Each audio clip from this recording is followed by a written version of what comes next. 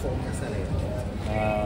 Dati, karaniwang dasal ko para sa sarili, sa pamilya, pero mga nakaraang taon po puro sa ibang tao na po, lalo na sa bayan natin.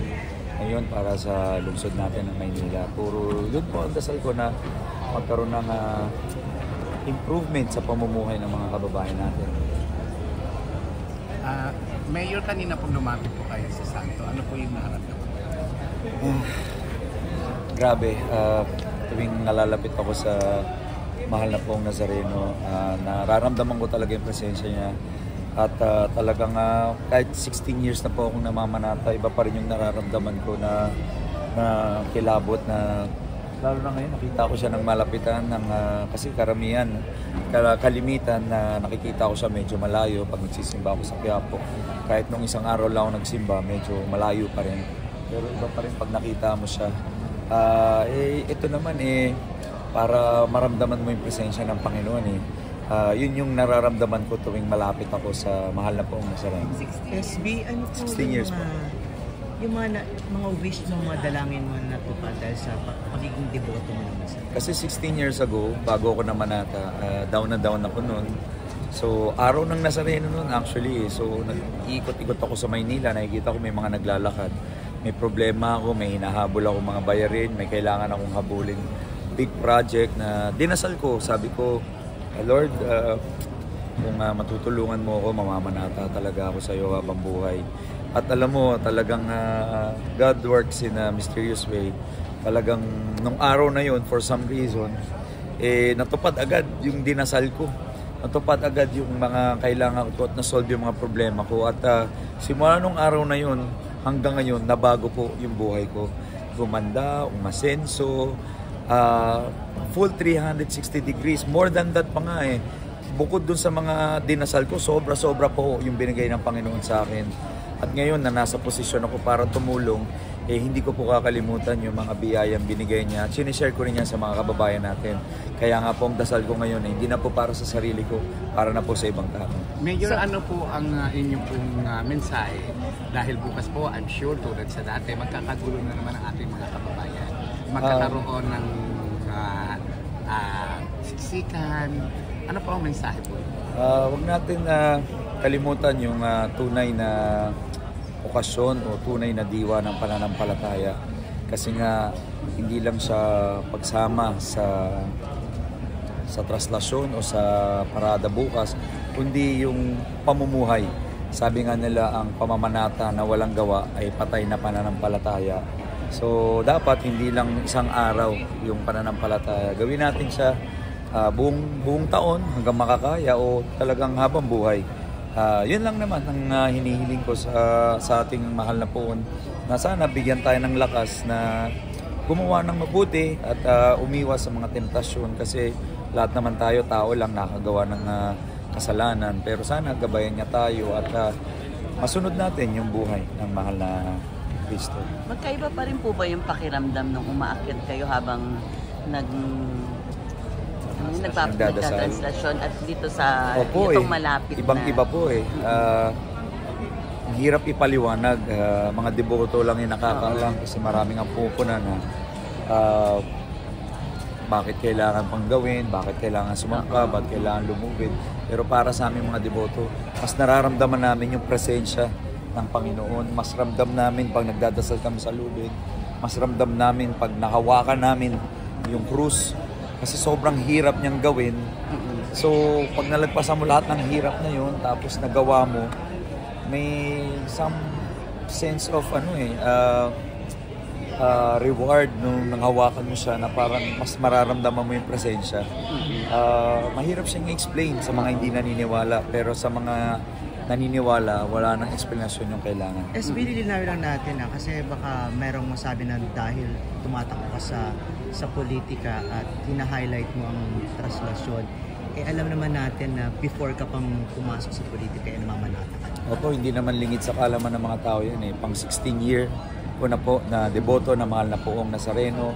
Noong mga nag-uumpisa kami, 2010, 11, 12, 9, kami ho ang nagdadala sa mahal na Poon dito sa Quirino galing sa Quiapo. Truck po ng tatay ko yung ginagamit at talagang kami yung tinawagan ni Monsignor simula nun, alam niyo po, nung tinawagan ni Monsignor yung tatay ko para humiram ng truck para ihatid yung mahal na puon papunta rito sa Quirino, talagang nakita ko na parang yung mahal na puon mismo ang lumalapit sa amin na pinapaalala. Kasi sa totoo lang, nung dinasal ko, yung una kong dasal na sabi ko, Lord, pagbigyan mo to, pag pinagbigyan mo to, talaga mamamanata ako.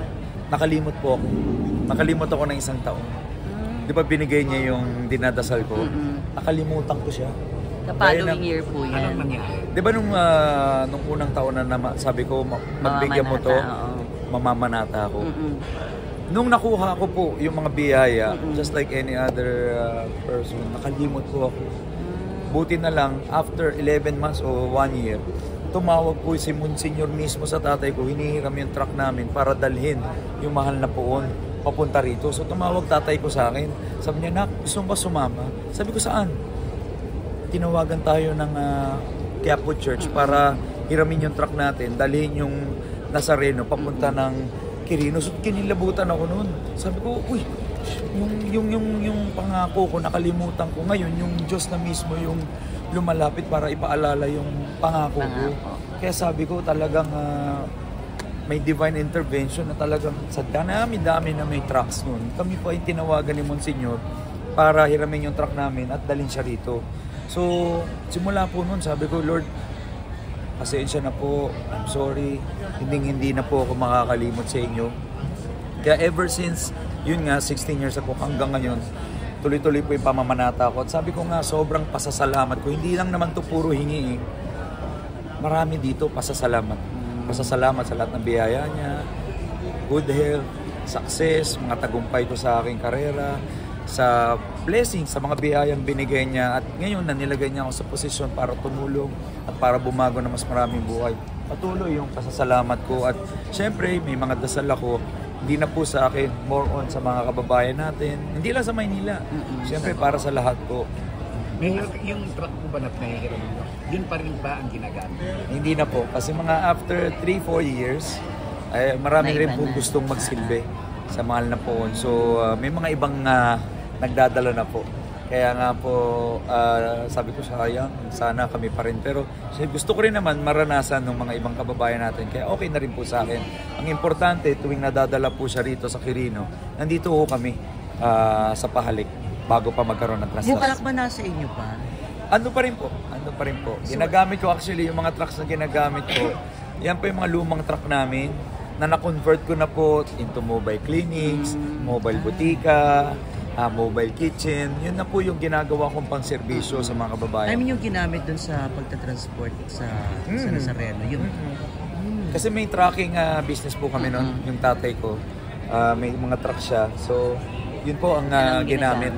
Ngayon, nung yumauna po yung tatay ko, nung nawala siya, naiwan sa akin yung mga truck, kinonvert ko po siya into mobile clinics, mobile butika, mobile kitchen na nagbibigay ng mga libreng serbisyo, libreng gamot, libreng x-ray, laboratory sa mga kababayan natin sa Maynila. Mayor, kayo pa rin ba ay lalahok pa bukas? Kasama ba kayo ng marami nating mga kababayan na mag-ano ng UP? Actually, talagang lalahok po ako kasi panata ko na po yan, devotion ko na yan at pinangako ko yan. Isa yan sa mga paraan para makapagdasal ako ng taimtim at talagang makakonect sa ating mahal na pong Nazareno. Ngayon po, actually, sinama na po ako sa kapatiran ng Hijos del Nazareno sa Basilica. So, ano kasama po po ako. Ng Hijos? Yun po yung nangangalaga, pumuprotekta sa mahal na Nazareno. Sila po yung nangangalaga, nagsisilbi dun sa simbahan, naghihikayat sa mga tao na mananampalataya. At tuwing trastasyon, sila rin po yung nandun sa itaas ng andas. So sinasama ho nila ako bukas, pero isip ko baka sa baba na lang po ako at lulubid na lang po siguro. Ano pong feeling na naglalakad ng walang tsinelas? Gagawin niyo ba yun? Wala kang tsinelas? Ginagawa ko na po yun for 16 years. So wala namang problema doon. Saan Batang Maynila ako, laking Sampaloc. Hindi ka nasusugatan? Hindi ba wala? Wala. Akala ng iba, masusugat ka or ano. Sa 16 years ko, halos wala naman po akong sugat na natamo. Mga maliliit lang na mga, tama lang na mga bato. Pero hindi po ako nasugat eh. For 16 years, alam mo, ito nga po yung ano, ito, maraming magkikwento mga deboto. Sa milyon at daang libo ho yung lumalakad at sumasama sa posisyon. Bira naman yung nasusugatan. Yun pag may mga aksidente lang. Pero yung mga sanay na ho, yung mga nakapaa, wala, nadudumihan lang naman siya, nahuhugasan. At minsan di namin nararamdaman kung may maliliit man na sugat. Kasama na ho yun sa panata namin. Kasama yun sa sakripisyo. At gusto namin na the more na may nahihirapan kami, feeling ko, mas malaki yung sakripisyo, mas malaki yung parang blessing o tagumpay na nakakamit namin pagkatapos ng trastasyon. Mas masarap yung pakiramdam, kumbaga. Mas matindi yung naging sakripisyo mo, mas masarap sa pakiramdam. Sisimulan niyo ba dito sa... Mas masakit pa yun. Mayor, sisimulan niyo ba ang pagsama sa posisyon mula rito sa Luneta hanggang... Opo. Simula po mamayang gabi, dito na ho kami. Tapos alas 12 ng ating gabi, alas 12, may misa ho. 12 to 1, tapos mag-aantay kami ng ilang oras. Magsisimula na ho yung prosesyon ng alas 5. So simula alas 5 hanggang madala na namin, sakya po yung mahal na po, yung andas. Sana abutin ng mas mabilis, pero minsan umabot ng more than 15 or 20 hours siya. So depende po. So wala na pong tulugan yan simula mamayang gabi hanggang bukas. Si Rian po ba na-attack nyo rin or na... Wala. Iba naman po. Nagdadasal lang. Minsan sumasama sa mga dasal. Pero iba po itong sa Nazareno. Kami lang po. Mayor, kasi pag sa Dumaw, doon sa San Sebastian, nag-iiyakan mga tao. Ano ang feeling nyo kapag may Dumaw na at tumapat na po doon sa San Sebastian yung kasali? Iba rin yung pakiramdam. Kasi sa totoo lang, bago po ako naging deboto Nazareno, deboto po ako ng Lanabal. Marian po ako kasi nga lumaki ako sa Santo Domingo Church. Doon po ako nag-aral. So, Our Lady of Lanabal, yung araw-araw na pinupuntahan ko pagkatapos ng klase ko, diretso talaga ako sa simbahan ng Lanabal. Sabi ko nga nung 26 years old po ako nagsimulang mamanata sa mahal na poong Nazareno. At ngayon, 42 na ako, tuloy-tuloy pa rin po ipamamanata. So, tuwing nagkikita si Mama Mary at si Jesus Nazarene, iba rin yung pakiramdam na nagsama yung dalawang dinadasalan ko, hinihingan ko ng guidance at pasasalamat. Ano mo ba ibang mga divine intervention maliban sa binanggit mo na tinawag ka, ginamit ng trap? Alam niyo po, kung alam niyo yung buhay ko, galing po ako sa wala para malagay ako dito sa sitwasyon ko na sobrang blessing. Mga hindi ko inakalang mga mangyayari sa buhay ko. Nagkaroon ako ng isang multinational company, nag-handle ako ng mga international brands, nagkaroon ako ng TV show, nagkaroon ako ng magandang pamilya, healthy yung mga anak ko, healthy na pangangatawan. Tapos ngayon, mabibigyan ako ng pagkakataon na hindi mo inakala noon na hindi ko inakala ngayon, magkakaroon ng pagkakataon na magsilbi sa Maynila. Ngayon, nag-congressman pa ako. Tapos ngayon nga, pwede ako magsilbi sa mga kababayan ko sa Maynila. Sobra ho para sa isang bata na lumaki lang ng Sampaloc, galing sa wala, nangarap, nagsumikap. Ngayon, sa biyaya ko ng Panginoon, sa Kanya ko talaga inaalay lahat ng biyayang yan. Lahat ng binigay niya sa akin na sobra-sobra.